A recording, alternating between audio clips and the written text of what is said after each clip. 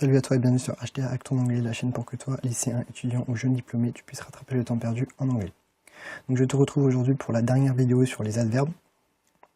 Après on va passer à autre chose. La vidéo va être courte parce que ce sont des adverbes connus que tu connais certainement déjà, qu'on va voir aujourd'hui.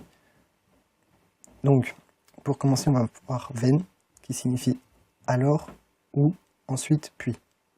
Par exemple, if you cannot come, then we have to postpone the meeting. Si vous ne pouvez pas venir, alors nous devons reporter la réunion. Son deuxième sens, c'est ensuite, puis. I took a shower, then I went to bed. J'ai pris une douche, ensuite je suis allé au lit.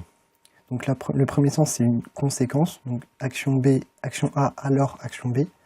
Là, c'est le deuxième sens, c'est une succession d'actions. Action A, puis action B.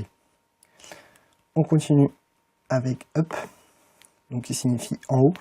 Donc un exemple, to admire the view, you have to climb up the mountain. Donc pour admirer la vue, il faut grimper en haut de la montagne. Very, très connu, qui signifie très justement. He ran very fast and won the race. Il a couru très vite et a gagné la course. The race, c'est une course. Et un sens un peu moins connu de very, mais qui se retrouve, c'est même. Very signifie, peut signifier même. I met my wife on the very day on her birthday. J'ai rencontré ma femme le jour même de son anniversaire. Donc quand vous avez cette phrase, ne traduisez surtout pas même par same, ça n'aurait aucun sens. Je pense que c'est une erreur que j'ai dû déjà faire. Donc là, il faut mettre very. Enfin, pour terminer cette vidéo, yes. Alors oui, yes, c'est un adverbe qui signifie évidemment oui. Donc yes, I know it, oui, je le sais. To say yes, c'est dire oui.